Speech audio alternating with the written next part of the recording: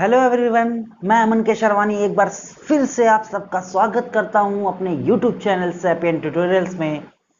तो चलो बच्चों, आज एक और नई वीडियो के साथ आज हम लोग आए हैं। और आज का जो वीडियो है वो क्लास 9th का chapter first real number system का जो लास्ट टॉपिक होता है एक्सपोनेंट। तो आज बच्चे चलो डिस्कस करने जा रहे हैं हम लोग एक्सपोनेंट के बारे में।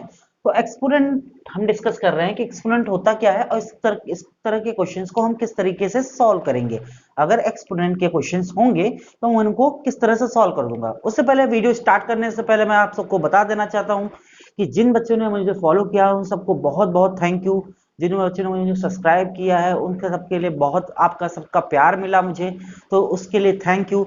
और जो बच्चे आज मेरे साथ नए जुड़ रहे हैं वो जल्दी से जल्दी सब्सक्राइब बटन को क्लिक करें और बेल आइकन को जरूर प्रेस करें ताकि आपको नेक्स्ट वीडियो की नोटिफिकेशन जल्दी से जल्दी मिलती जाए बच्चे। ठीक है बच्चे, ध्यान रखना। ठीक है, और अपने दोस्तों से भी शेयर करो ताकि उनको भी बेनिफिट मिल सके। तो और चलो बच्चों वीडियो शुरू करते हैं आज। तो आज का जो टॉपिक है एक्सपोनेंट। तो एक्सपोनेंट होता क्या है पहले हम ये जान लें। एक्सपोनेंट क्या होते हैं, हम पढ़ रहे हैं रियल नंबर्स के लिए एक्सपोनेंट। तो रियल नंबर हम जानते हैं। तो रियल नंबर क्या होते हैं, तो रियल नंबर हम सभी जानते हैं कि अभी मैंने स्टार्टिंग में भी पढ़ा था कि रियल नंबर सारे के सारे ऐसे नंबर जिन्हें हम नंबर लाइन पे रिप्रेजेंट कर सकते हैं। ठीक है, तो सारे के सारे जो पॉजिटिव 0 1 2 ये, और इधर की बात करें तो -1 -2 और dash dash dash minus infinite से प्लस इनफाइनाइट, ये जितने सारे के सारे नंबर है वो सारे के सारे रियल है। और कुछ डेसिमल नंबर भी क्या होते हैं, रियल नंबर होते हैं। अब बात करते हैं रियल नंबर में एक्सपोनेंट क्या होता है। एक्सपोनेंट क्या होता है, एक्सपोनेंट क्या होता है, किसी भी रियल नंबर पे अगर कोई पावर आ जाती है, अगर किसी भी रियल नंबर पे कोई भी पावर आ जाती है तो उसको हम बोलते हैं एक्सपोनेंट। यहां पे हम क्या पढ़ते हैं, उसको एक्सपोनेंट पढ़ते हैं। तो वो जो वर्ड हो जाता है अब वो किस में होगा, एक्सपोनेंट में कन्वर्ट हो जाता है। फॉर एग्जांपल अगर मैं किसी भी नंबर का, जैसे 2 है, 2 का अगर मैंने पावर क्या लिख दी, 1 लिख दी, तो 2 की पावर 1, ये भी क्या हो जाएगा, एक्सपोनेंट फॉर्म हो जाएगा। ये क्या है, एक तरीके से एक्सपोनेंट फॉर्म है, रियल नंबर्स का एक्सपोनेंट फॉर्म होता है। ठीक है, जैसे 2 की पावर 2 होता 4 है, लेकिन ये जो फॉर्म है, अब जैसे 4 को, ये 4 है, ये सिंपल सा रियल नंबर के फॉर्म में था। अब अगर मैं इसको 2 की पावर 2 लिखूंगा तो ये क्या हो जाएगा, उसका एक्सपोनेंट फॉर्म। कौन सा फॉर्म बच्चे, एक्सपोनेंट फॉर्म।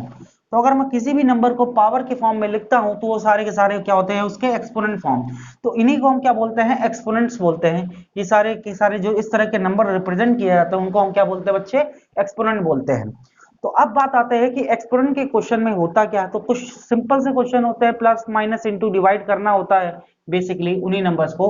ठीक है, एक्सपोनेंट्स नंबर को। अब एक्सपोनेंट क्योंकि जनरली हम क्या करते हैं, 2 + 2 ऐड करते हैं 4 आता है, बट 2 + 2 ऐसे करने पे 4 नहीं आएगा। तो जनरली ये सीधा ऐड नहीं होते, इनके लिए अलग से लॉज बने हुए हैं।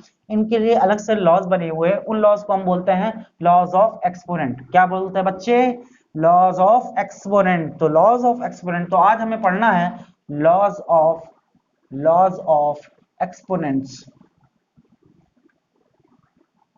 फॉर किसके लिए, सिर्फ रियल नंबर के लिए, सिर्फ रियल नंबर के लिए।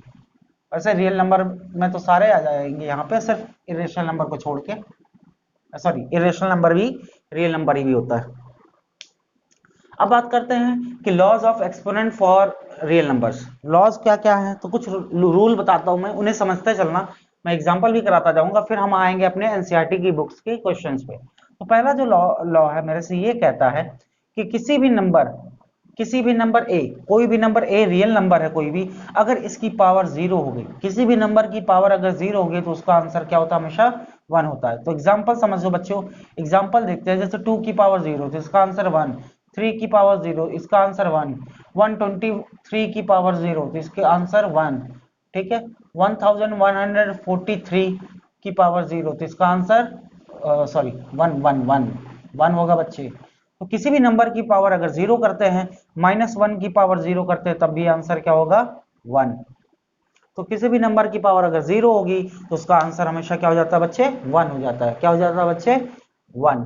ठीक, आई होप बच्चे समझ में आया होगा कि ये क्या होता है। यहाँ पे पावर 0 होती है तो उसको हम क्या लिखते हैं, 1। ठीक है, अगर किसी भी नंबर की पावर 0 होगी तो उसको हम क्या लिखेंगे, 1। तो ये पहला लॉ समझ में आया होगा आपको। ठीक है, मैं यहाँ दूसरा लॉ डिस्क्राइब करने जा रहा हूँ या जैसे अगर हमने कहा कि कोई दो नंबर इनटू में है, जैसे a है जिसकी पावर m है, a है, ठीक है, कोई भी रियल नंबर है जिसकी पावर m, कोई भी नेचुरल नंबर हो, कोई भी रियल नंबर हो सकती है, ठीक है, लेकिन हम पावर ज्यादातर नेचुरल नंबर या इंटीजर के फॉर्म में रखते हैं, ठीक है, जहां पे m क्या है, इंटीजर है। और इसी तरह के दूसरा भी नंबर है a, वो भी नंबर a था और ये भी नंबर a है, इसकी पावर n है। तो अगर सेम नंबर है, नंबर देखो बच्चे सेम है, अगर किसी का बेस सेम हो और पावर अलग अलग होती हैं और वो दोनों इनटू में होते हैं, तो उस समय क्या होता बच्चे, उसकी पावर्स क्या हो जाती है, ऐड हो जाती हैं। याद रखना, उनकी पावर क्या हो जाएंगी, ऐड हो जाएंगी। तो अगर मैं इन दोनों को सॉल्व करूं, a की पावर m इंटू a की पावर n, तो ये क्या मिलता है मुझे, a की power m plus n। For example समझते हैं, एग्जाम्पल की फॉर्म में देखते हैं, 2 की पावर मान लिया यहाँ 3 थी और 2 की पावर 4 थी, ये अलग अलग था लेकिन बेस इन दोनों का सेम था, तो 2 की पावर हो जाएगा 3 प्लस 4 यानी 2 की पावर 7, ठीक है। और 2 की पावर 7 सबको निकालना आता है, 2 into 2 into 2 into 2 into 2 into 2 into 2, 3 3 4 6, ठीक है, वो हो जाएगा कितना, 128। समझ में आया बच्चे, ठीक। इस तरीके से हम किसी का भी आंसर निकाल सकते हैं, ठीक। तो आई होप बच्चों समझ में आया होगा ये दूसरा वाला हम लोग कैसे करते हैं। अब तीसरा रूल है डिवाइड के लिए, जैसे a की पावर m है और उसे डिवाइड किया गया a की पावर n से, अगर डिवाइड करेंगे तो ये क्या हो जाएगा, ठीक है, जहां पे वेयर साथ में ये भी देखेंगे कि m is greater than n, m क्या था बच्चे, ग्रेटर देन n, m की वैल्यू हमेशा n से ग्रेटर होगी, जो नंबर ग्रेटर है तो उसके फॉर्म में जाएगा, तो a की पावर इसे लिखेंगे m minus n। For example 2 की पावर 7 थी और 2 की पावर 3 से डिवाइड किया गया, तो दोनों का बेस सेम है 2 और 2, तो 7 माइनस 3 हो जाएगा और 2 की पावर 4 आंसर आ जाएगा, ठीक है। और 2 की पावर 4, 2 टू जा 4, 2 जा 8, 2 जा 16, तो इसका आंसर हो जाएगा। आई होप बच्चों समझ में आया होगा। अगर m की वैल्यू ज्यादा है तो पावर को ऊपर ले जाएंगे, जब भी पावर ऊपर जाती है तो क्या हो जाती है, प्लस की जगह माइनस हो जाती है, और माइनस करते हैं यहाँ पे, ठीक है, इनटू में होती है तो ऐड हो जाती है। तो आई होप बच्चों समझ में आया होगा कि किस तरह के यहाँ लॉज है और किस तरह के क्वेश्चन। तो और कुछ लॉज देखते हैं हम यहाँ पे फोर्थ लॉ है मेरा, लॉ की बात करें, अगर कोई दो नंबर जिनकी पावर क्या होती है, सेम होती है, जैसे a की पावर m है और दूसरा नंबर b है जिसकी पावर भी m है, अगर दो नंबर अलग अलग है बट उनकी पावर सेम है, तो इसको हम a इंटू बी की होल पावर m लिख सकते हैं। फॉर एग्जाम्पल यहाँ पे लिखा था 2 की पावर 6 इंटू 3 की पावर 6, तो हम इसे लिख सकते हैं 2 इंटू 3 की पावर 6 यानी 6 की पावर 6, ठीक है। समझ में आया बच्चे, तो आई होप बच्चे समझ में आ रहा होगा कि किस तरह के क्वेश्चंस को हम यहाँ पे कर रहे हैं और कौन कौन से लॉज है, ठीक है, तो समझ में आ रहा होगा आई होप सारे के सारे बच्चों को। तो अब हम आते हैं अपने नेक्स्ट लॉ पे कि नेक्स्ट लॉ हमारा क्या है और कौन कौन से यहाँ पे और लॉ भी हमें यहाँ पे पढ़ने होते हैं। हम अपने आते हैं नेक्स्ट लॉ पे, जो कि हमारा नेक्स्ट लॉ, ठीक है, और इसका लास्ट देखते हैं कि नेक्स्ट लॉ हमारा क्या है। तो हम ये देखते हैं कि अगर किसी भी नंबर a है उसकी पावर m है और उसकी पावर होल पावर n कर दी जाए, ठीक है, a की पावर m तो थी और फिर उन दोनों की भी पावर n कर दी जाए, तो इसे क्या लिखते हैं बच्चे, a की पावर m इंटू n, ये पावर्स आपस में क्या हो जाएंगी, इंटू हो जाएगी। फॉर एग्जाम्पल मैंने देखा यहाँ पे 3 की पावर 4 थी और उसकी होल पावर 5 थी, मैं इसे लिखूंगा 3 इंटू 4 इंटू 5, ये हो जाएगा 3 की पावर 20, 3 की पावर बच्चे 20। तो ये सारे लॉस थे जो हम यहाँ पे पढ़ रहे थे। अब जैसे एक लॉ मैं अपने से बता दे रहा हूँ, वैसे यहाँ बताया गया है कि जब भी पावर क्या हो जाती है, ऊपर चली जाती है, जैसे a की पावर m है, a की पावर m है, या सॉरी 1 अपॉन a की पावर m है, 1 अपॉन a की पावर m है, तो इसे लिखेंगे a की पावर माइनस m, क्या लिखेंगे बच्चे, a की पावर माइनस m, क्योंकि 1 तो होता नहीं है तो ये ऊपर चला गया और a की पावर माइनस m बना लिया, ठीक। इसी तरह अगर a की पावर माइनस n लिखी हो तो इसे 1 अपॉन a की पावर n लिख सकते हैं, तो इसका रेसिप्रोकल भी कर सकते हो। तो ये मेरी तरफ से एक एक्स्ट्रा था जो आपको समझ में आया, ताकि आपको क्वेश्चन करते समय कोई भी दिक्कत ना हो। याद रखना बच्चे, इन्हीं लॉज को फॉलो करेंगे और इसी से रिलेटेड सारे के सारे क्वेश्चन करेंगे आज हम लोग, ठीक है। तो आई होप बच्चे समझ में आया होगा, तो आप जल्दी से स्क्रीनशॉट ले लीजिए, अगर लिख रहे हो तो बच्चे जल्दी से आप लिखना स्टार्ट कर दो और इसे लिख लेना, ठीक है, वीडियो पॉज करके आप लिख लेना या स्क्रीनशॉट लेके बाद में लिख सकते हो, ठीक। तो चलो फिर आते हैं आज अपने एनसीईआरटी क्वेश्चंस पे। तो लॉज ऑफ एक्सपोनेंट मैंने पढ़ लिए हैं, लॉज ऑफ एक्सपोनेंट हमने पढ़ लिए हैं। अब लॉज के बाद हम आते हैं क्वेश्चन पे, क्योंकि प्रैक्टिस तो जरूरी है, क्वेश्चन के बिना, प्रैक्टिस के बिना इन लॉज का कोई मतलब नहीं निकलेगा। तो इन्हें अप्लाई करना सीखते हैं। जो जितने से ज्यादा क्वेश्चन करोगे आप, उतने ही आपको फायदा होगा, उतनी जल्दी आपको लॉज याद हो जाएंगे। ठीक है, तो चलो बच्चों फिर हम क्वेश्चन स्टार्ट करते हैं। तो आज का जो हमारा एनसीईआरटी प्रॉब्लम्स है, एक्सरसाइज 1.5 की जो प्रॉब्लम्स है, हम उनको आज डिस्कस करते हैं। 1.6 देखता हूं मैं कौन सी एक्सरसाइज हमें डिस्कस करनी है। बाकी वीडियो में कुछ भी अच्छा लग रहा हो या आपको पसंद नहीं है, तो आप मुझे सजेस्ट कर सकते हो कमेंट बॉक्स में। ठीक है, कि आप मुझे एक तरीके से सजेशन दे सकते हो क्या, और मैं आपके लिए क्या कर सकता हूं। तो चलो बच्चों आते हैं अपनी एक्सरसाइज 1.6 पे। एक्सरसाइज 1.6 देखते हैं। आपको एग्जाम्पल जरूर करने हैं। अगर एग्जाम्पल में कोई दिक्कत है तो वो आप मेरे से शेयर करिए, मैं आपको सिंप्लीफाई कर दूंगा यहाँ। तो पहला क्वेश्चन है एक्सरसाइज 1.6। एक्सरसाइज 1.6 क्लास 9th का चैप्टर नंबर फर्स्ट चल रहा है। चैप्टर नंबर फर्स्ट, ठीक है, real number, sorry number system, number system. तो एक्सरसाइज 1.6 का पहला क्वेश्चन, क्वेश्चन नंबर फर्स्ट में हमें दिया गया सिंप्लीफाई फाइंड करना है। पहला क्वेश्चन जो है 64 की पावर 1/2, 64 की पावर 1/2। तो 64, एक चीज बता दे रहा हूं, जब भी किसी भी नंबर के अंडर अंडर लगता है, एक और लॉज लिख लेना उसमें, तो उसकी पावर 1/2 हो जाती है। जब भी किसी भी नंबर पे अंडर रूट लगता है तो उसकी पावर कितनी हो जाती है बच्चे? 1/2। ठीक, तो ये एक्स्ट्रा था, वैसे ये समझ में आएगा, क्वेश्चन करोगे तो धीरे धीरे समझ में आ जाएगा। तो चलो फिर मैं इसको सॉल्व करता हूँ। इसको सॉल्व करने के लिए हम क्या करते हैं बच्चे, इसको सॉल्व करने के लिए हम क्या करते हैं, सिंपली, बहुत ही सिंपल क्वेश्चन है। हम क्या करते हैं, जब भी कोई नंबर दिया गया हो, उसका हम क्या निकालेंगे? Prime factorization. तो 64 का हम कोई भी नंबर, अभी तो आपको पता चल सकता है, लेकिन अगर कोई नंबर, तो 2 की पावर यह बन जाएगा 2 की पावर 2, 2 से 32 टाइम्स, 2 16 टाइम्स, 2 8 टाइम्स, 2 4 टाइम्स, 2 2 और 2 1। तो मैं यहाँ 64 को लिख सकता हूँ 2 की पावर 6, पावर के फॉर्म में लिखना, 1 2 3 4 5 6, 2 की पावर 6। तो मैं यहाँ इसे लिखूंगा 2 की पावर 6 की होल ब्रैकेट 1/2 की होल ब्रैकेट 1/2। और जैसा कि हम लोगों ने अपने लॉज में पढ़ा है कि अगर किसी भी पावर के भी ऊपर पावर लग जाती है तो वो पावर्स आपस में मल्टीप्लाई हो जाती हैं। वो पावर्स क्या हो जाती है बच्चे? मल्टीप्लाई। तो ये 1/2 इससे मल्टीप्लाई हो गया, और 2 से 3 कैंसिल हो जाएगा, और 3 से 1 मल्टीप्लाई होगा तो आएगा 2 की पावर 3। कितना आएगा बच्चे? 2 की पावर 3। और 2 की पावर 3 को हम इस तरीके से लिख सकते हैं, यानी कि इसका आंसर हो जाएगा 8। इसका आंसर क्या हो जाएगा बच्चे? 8। ये सबसे सिंपलेस्ट तरीका है। और जो बच्चों को सीधा समझ में आता है कि पावर 2 है और मुझे इसे स्क्वायर बना सकते हैं, तो 8 का स्क्वायर लिखा हुआ, जिनको स्क्वायर याद है, जिनको स्क्वायर याद नहीं, कोई बात नहीं, हम इस तरीके से भी सिंपल से तरीके से हम कर सकते हैं। तो मेरा सेकंड क्वेश्चन जो है यहाँ पे, सेकंड क्वेश्चन हमसे कहता है 32 की पावर 1/5। जल्दी जल्दी सॉल्व करते हैं हम, अब जल्दी सीख गए हैं। तो 32 की पावर 1/5, 32 की पावर 1/5, जल्दी से करना स्टार्ट कर दो बच्चे। ठीक है, तो सिंपल सा है। अगर मैं 32 का एलसीएम लूंगा, एलसीएम लेना, तो मैं बता दूं कितना आएगा, 2 की पावर 5, 2 की पावर 5 की 1/5, 5 से 5 मल्टीप्लाई हो गया, तो 2 की पावर 5 इंटू 1/5 मल्टीप्लाई हो गया, तो 5 से 5 डिवाइड हो गया, इसका आंसर आ गया 2 की पावर 1, यानी कि 2। किसी भी पावर की 1 वही नंबर होता है। क्वेश्चन नंबर 3 पे आते हैं। क्वेश्चन नंबर 3 हम ये कह रहा है कि 125 की पावर 1/3, 125 की पावर 1/3, 125 की पावर 1/3, 1/3 था बच्चे। तो जल्दी से अगर 5 को मैं सॉल्व करूंगा, इसे एलसीएम लूंगा, तो ये बनेगा 5 का क्यूब, और ये 1/3। तो इसको मैं मल्टीप्लाई करूंगा, 3 इंटू 1/3, तो ये 3 से 3 डिवाइड हो जाएगा, तो 5 की पावर 1 यानी कि 5।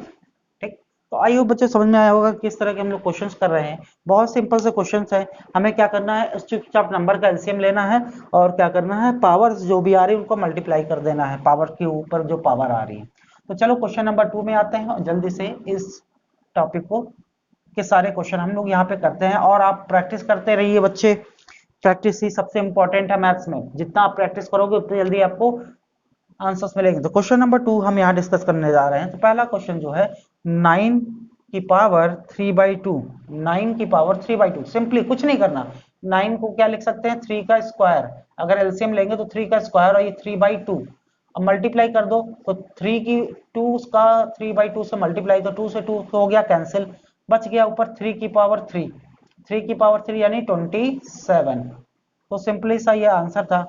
ठीक है, तो सेकंड क्वेश्चन इसी का 32 की पावर 2/5, 32 की पावर 2/5, इसको अगर मैं सॉल्व करूं तो ये 2 की पावर 5 का होल पावर 2/5, एलसीएम लेके कर रहा हूं, मुझे तो याद है, आपको नहीं याद होगा तो जल्दी से एलसीएम निकाल लेना, बहुत सिंपल सा है। 32 का एलसीएम निकालना, जितना आएगा यहाँ लिखना, तो ये 2 की पावर 5 इंटू 2/5, 5 से 5 डिवाइड, और ये आ जाएगा 2 की पावर 2 यानी कि 4।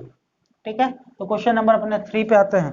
तो क्वेश्चन नंबर 3 हमारा है 16 की पावर 3/4, 16 की पावर 3/4, इसे मैं सॉल्व करूंगा तो 16 को मैं लिखूंगा 2 की पावर 4, आप एलसीएम निकाल लेना, आपका एलसीएम आ जाएगा 4।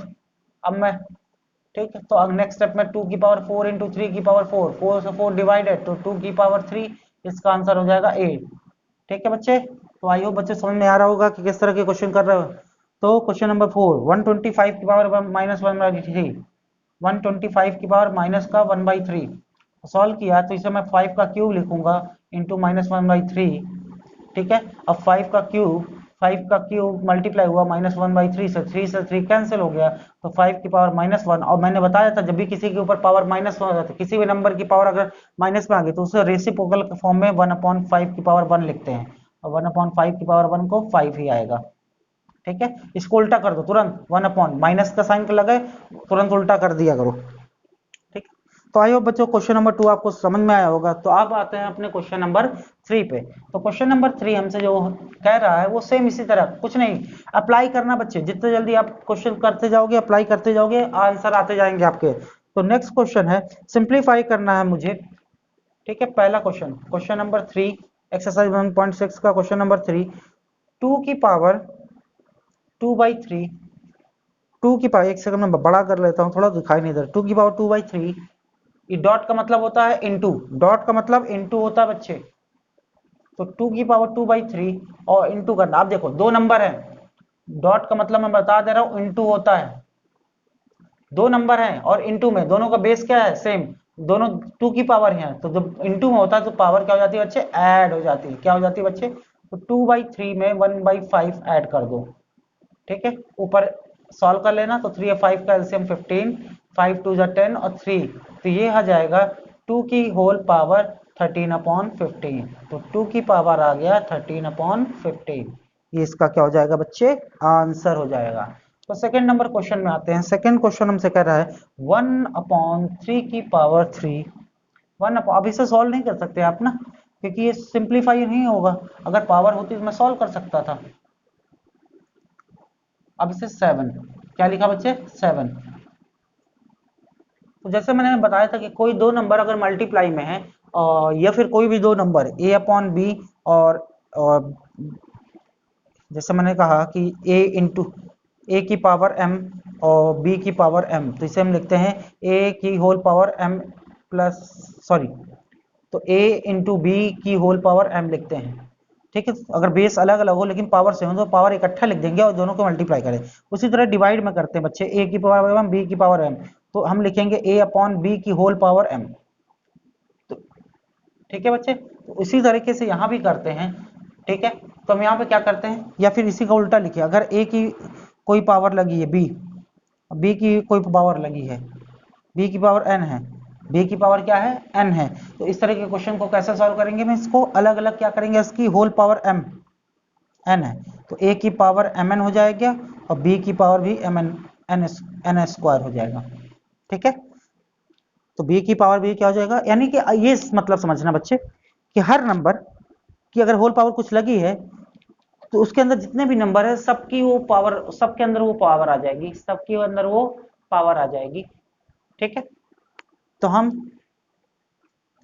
देखते हैं कि इस क्वेश्चन को कैसे करते हैं। तो अगर किसी भी नंबर, कोई ब्रैकेट है उसके अंदर कोई भी नंबर है, उसकी होल पावर 7 लिखा, तो इसका मतलब होता है उन दोनों नंबर जिसके अंदर जितने भी नंबर है उसकी पावर 7 है। तो यहाँ पे लिखेंगे 1 की पावर 7 और इसे 3 की पावर 3 की होल पावर 7 लिखेंगे। तो 1 की पावर 7 तो 1 ही हो जाएगा, और 3 की पावर हम जानते हैं, इसको जो ओपन करेंगे 3 की पावर 3 इंटू 7 यानी हो जाएगा 1/3 की पावर 21। ठीक है, तो ये मेरा फाइनल आंसर हो जाएगा। अब आते हैं क्वेश्चन नंबर 3 पे। अब आते हैं बच्चे हम लोग क्वेश्चन नंबर 3 पे। तो क्वेश्चन नंबर 3 इसी का तीसरा पार्ट, इसी का तीसरा पार्ट अगर हम करते हैं तो तीसरा पार्ट हमसे कहता है कि 11 की पावर 1/2 और 11 की पावर 1/4। हम जानते हैं सिंपल सा है, 11 की होल पावर बन जाएगा 1/2, क्योंकि डिवाइड में है तो माइनस, प्लस इंटू में होता है तो प्लस, 1/2 से 1/4 को हम माइनस कर देते हैं, तो 11/1/4 अगर माइनस करेंगे तो 2 और 4 का एलसीएम 2, 2 माइनस 1 यानी कि 1/4 आ जाएगा। तो ये हो जाएगा 11 की पावर 1/4 इसका आंसर। क्वेश्चन नंबर 3 का 3, क्वेश्चन नंबर 3 4 करते हैं। इसके बाद 7 की पावर 1/2, 7 की पावर 1/2 इंटू 8 की पावर 1/2। तो अगर मैंने अभी भी बताया था कि अगर पावर क्या हो गई, पावर सेम है और नंबर अलग है, तो उस दोनों नंबर का मल्टीप्लाई करके होल पावर 1/2 लिख देते हैं। ये हो जाएगा 56 की पावर 1/2, 56 की पावर 1/2। तो आई होप बच्चों समझ में आया होगा कि किस तरह के क्वेश्चंस को हम लोग यहाँ पे कर रहे हैं। तो प्लीज इन सारे क्वेश्चंस को अच्छे से करिएगा। जो भी क्वेश्चन नहीं आ रहा है या कोई भी और क्वेश्चंस है, अगर आपको एग्जाम्पल में नहीं समझ में आ रहे हैं तो आप हमसे डिस्कस कर सकते हैं यहाँ पे। ठीक है, मैं कोशिश करूंगा एक बार फिर इस चैप्टर को, इस टॉपिक को और इससे ज्यादा की ज्यादा क्वेश्चन करा पाऊं। इसमें जितने भी क्वेश्चंस है कुछ मैं एग्जांपल भी देख लेता हूं कि अगर एग्जांपल में कोई क्वेश्चन छूट गया है तो एग्जांपल में भी आपसे सारे के सारे क्वेश्चन हो जाएंगे। तो आप परेशान मत हो, सारे के सारे आपको क्वेश्चन हो जाएंगे यहाँ पे। ठीक है, तो इस रूल लगाना, रूल से क्या हो जाएगा, आपको सारे के सारे क्वेश्चन हो जाएंगे। तो बच्चों, तो आज के लिए हम क्या करते हैं, आज की इन सबको क्वेश्चन की आपको प्रैक्टिस करनी है। जितने भी क्वेश्चंस हैं एक भी क्वेश्चन को छोड़ना नहीं है, और जो भी आ रहा हो आपको करना है। तो बच्चों आज हम यहीं तक करते हैं, आज की हमारी ये वीडियो खत्म होती है। तो आइए बच्चों समझ में आया होगा कि एक्सपोनेंट क्या होते हैं और उनको हम किस तरह के क्वेश्चन को हम सॉल्व करते हैं। तो मैंने यहाँ एनसीईआरटी प्रॉब्लम डिस्कस की है, कोशिश करूंगा और प्रॉब्लम डिस्कस करने की, इससे अच्छे अच्छे क्वेश्चन जो होते हैं उनको भी और भी हायर लेवल पे जाने की। तो नेक्स्ट टर्म में आपसे मिलते हैं, ठीक है, एक और वीडियो के साथ और एक नए टॉपिक के साथ। इस टॉपिक में क्या है या नए क्वेश्चंस के साथ मिलते हैं। ठीक है, तो चलो बच्चों आज के लिए इतना ही। तो थैंक यू बच्चों, ठीक है, मिलते हैं आपसे नेक्स्ट वीडियो में। तो जय हिंद, जय भारत।